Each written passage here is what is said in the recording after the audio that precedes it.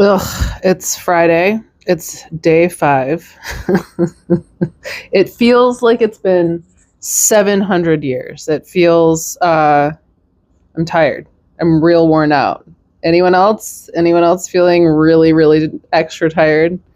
I feel like I have, what was that disease everybody got in high school? Mononucleosis. I never got it. But, my understanding is that it makes you feel like you desperately need to be asleep 24 hours a day. That is how I feel right now.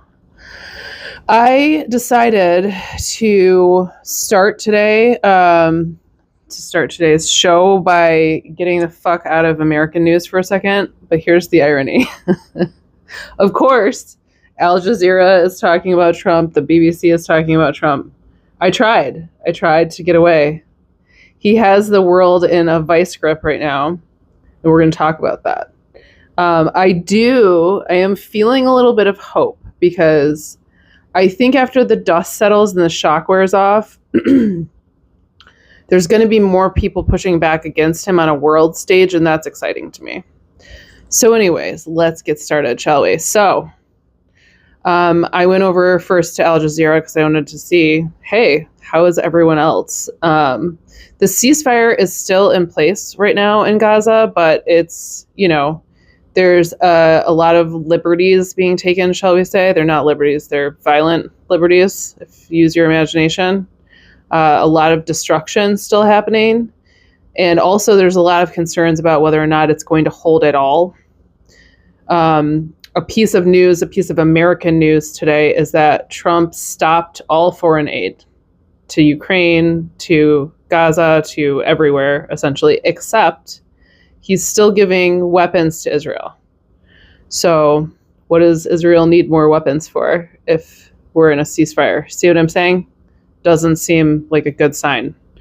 And I know that they, again, have been openly talking about how they have plans for the land in Palestine. Also not a good sign. My cat is sneezing again. I apologize. I think she may have a cold, she's been sneezing a little bit. It has been, as I've mentioned before, it has been extremely cold here. So,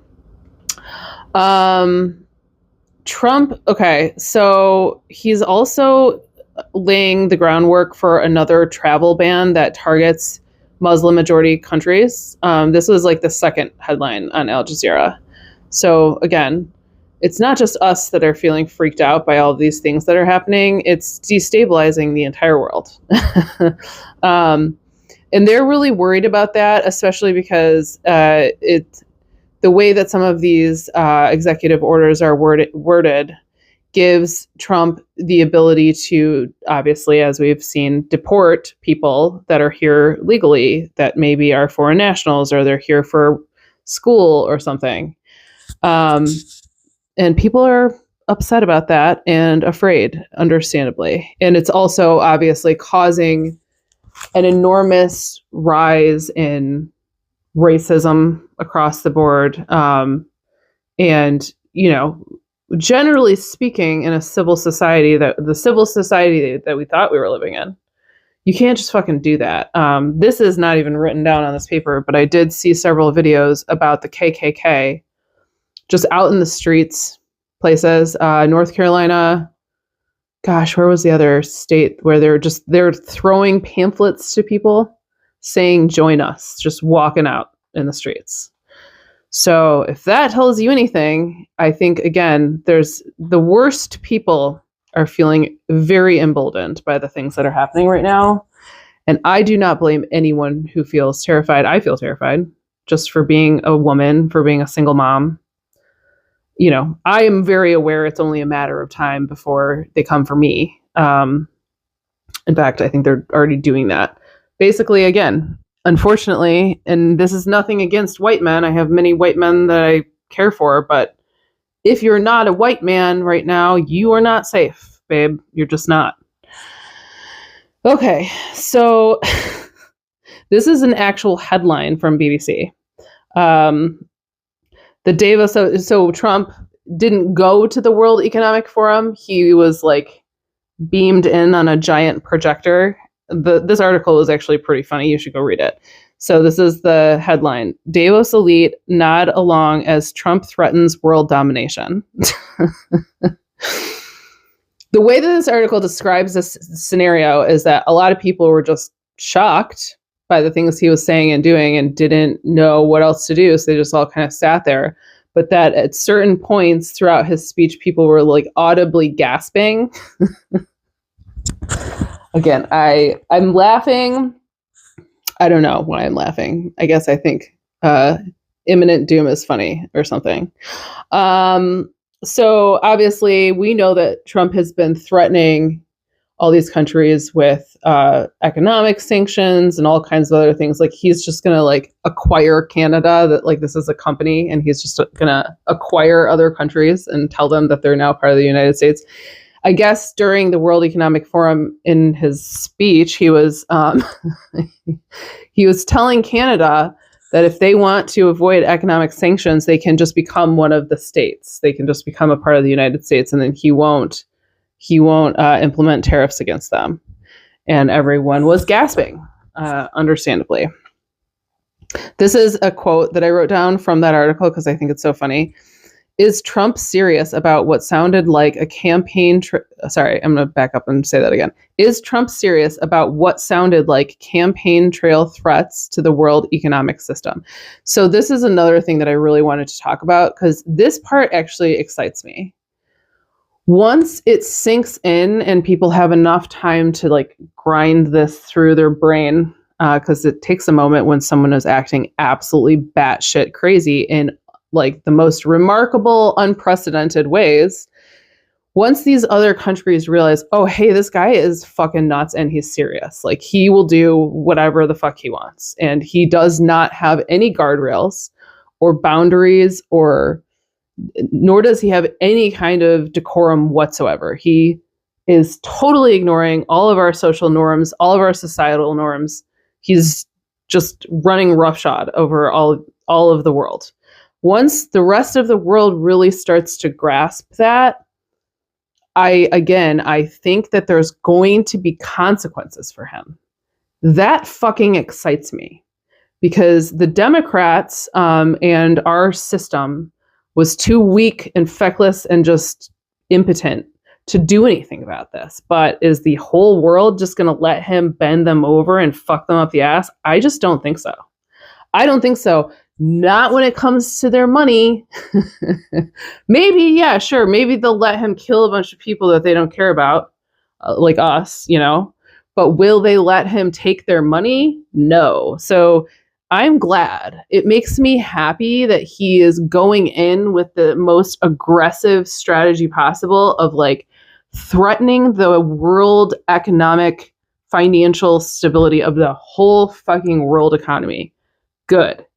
Someone's going to do something. I promise you. I just don't know who it's going to be. I don't know what they're going to do. Maybe it'll be more than one place. He's not going to get away with this time. I promise. Ukraine. So Ukraine blew up another oil refinery in Russia today. Again, I believe that we have pulled all aid to Ukraine. We already know how Trump feels about Ukraine, but Trump is still, again, he's doubling down, tripling down on his threats against Russia. So that's another possible option for his consequences. Can't say I would be sad if that happened. There were anti-abortion protests, which is a yearly protest that happens called March for Life in Washington, D.C. today. I guess that they're actually saying that they're pretty angry with Trump because he has not already enacted a national abortion ban. So they're really heavily pushing for this. Obviously, we know there's a lot of Christian nationalists within our own government that are also pushing for this. Is it going to happen? Who fucking knows? Time will tell. And if it does happen, I know that J.D. Vance got up on a stage today and said his biggest goal is for us to have more babies. And I am pretty sure you're going to have to do horrible things if you want that to happen to Gen Z, and you're not going to give them the ability to protect themselves physically with medical abortion if necessary. You're going to tell them that they just have to have the baby if someone rapes them. I don't think that's going to go over very well. And I don't think they have any understanding of who the fuck they're talking to. But again, this is going to be one really long game of fuck around and find out that I don't know when it's ever going to end or how it's going to end. Hopefully not in an explosion. Trump is also telling Canada that we don't need them and that we don't need their energy. They're supplying, somebody said it's like some giant percentage of the energy to, I don't know if it's for the whole country. Again, I didn't look this up. I'm so tired. What I'd like to do for you guys is just tell you what's actually already happened. But I do think that this portion of the story is important. I'm not going to do this forever. We're not going to do this for years where we just talk about all his threats. We're not going to do that. But I think that the initial threats are important because I think that that's what's going to set things in motion in the future. So we need this for the backstory. Do I think he's going to implement these sanctions? Yes, I think he's going to try. Is someone going to step in and stop him? Fucking, I hope so.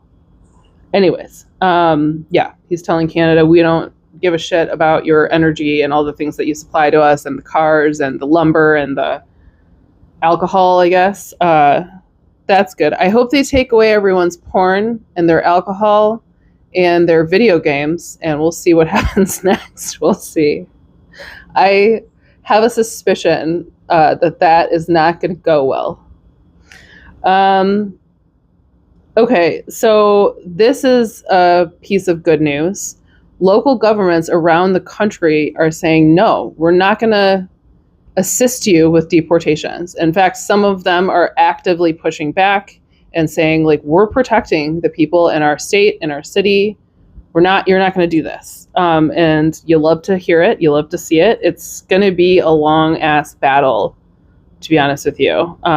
Or not. Again, one of these beautiful mornings, someone's going to disappear from this planet. We all know who I'm talking about. I can't wait. I don't know if that's illegal to say that, but I don't think so. I feel like so many people have said that at this point. Listen, I don't wish harm upon people typically. However, if it's us or them, if it's the entire planet, if it's the well-being of the entire planet or that person, then see you later. See ya. So these are the cities that are participating in active resistance against these deportations. Omaha, Chicago, Denver, New York, LA, and Minneapolis. I don't think that's an exhaustive list. I think it's just some of the bigger names. Again, terrible things are happening because he did lift, I can't remember if I told you guys this yesterday, but there was kind of like I don't know if it's a law that you can't go into hospitals or schools or churches to take people for deportations. There is a name for it. And now that's gone. So I've heard that the ICE agents literally are going into schools, taking kids, calling the parents and saying, we have your kid, come get your kid, you guys are leaving today, and deporting the entire family. Frankly, if a deportation is going to happen, I would heavily prefer that families not be split apart. That being said, I cannot imagine how horrifying that is for every single person involved, and it's disgusting and it makes me sick. Trump wants to label drug cartels as terrorist organizations. This is an interesting one. I can't say that I'm entirely opposed to this, but it does have some really strange legal ramifications, where you'd essentially be charging anyone that's providing material support to a drug dealer as like a part of a terrorist organization. I'm curious to see if that would deter people differently than the current situation. I mean, there's a lot of rumors that our own government participates in distribution of illicit drugs in this country. Again, can I say that on here? I don't know. We'll find out. I'm not monetized yet, so probably because no one's watching this. So, I feel like all this shit is so complicated and it's so shady. But this is one of the first things that I don't absolutely hate. I don't hate the idea of increasing, I think that there should be a distinction when we're talking about like what drugs are we talking about, right? Like if we're talking about like heroin or crack or meth or things that could kill people like fentanyl. Yeah, to me, that's a weapon. It's a weapon. And it has killed, I mean, I'm sober, so I should probably mention that. I am 15 years sober. I've never tried, I'm not a hard drunk person myself. I drank, but I know a lot of people. I've loved a lot of people who have overdosed on heroin and died, or fentanyl. And I don't want to fucking see it anymore. I don't want them to be able to get drugs here. And those drugs are incredibly harmful to our country, our children, and the world. But now we have other drugs like gas station drugs. Like, what the hell is that shit called? They're selling some sort of like heroin light at gas stations, and I literally can't think of what it's called. Kratom. And that's making people really sick too. So I do feel like, and this is often the argument about decriminalizing drugs, is that if you criminalize drugs, people are still going to find ways to get these drugs, and then they're just going to end up in prison or dead or whatever. And that if you decriminalize them, at least they're not in jail, or, I don't know. It's so fucking complicated, and it's such a sad situation. And at the end of the day, I'm not at all arguing for people that are drug dealers, obviously, but I am going to say it's hard to survive in the world. It sure would be nice if there were more jobs available that paid a living wage here and in Mexico and in all countries that don't have access to that, so that people are not cutting corners and selling drugs just to get by or to make a buck. That would be cool if we could just have more, if we could have higher wages, and then maybe people wouldn't turn to shit like this. But anyways, we know they're not going to address that. They're focused on shock and awe and really public forms of punishment for crime right now, because that's what they think their base needs to see or wants. And they're probably right. Although it's funny, didn't Trump say that we weren't going to be paying income taxes anymore if he implements tariffs? Whatever happened to that? Do I have to pay taxes? Do we have to pay taxes? Or are we still shutting that off?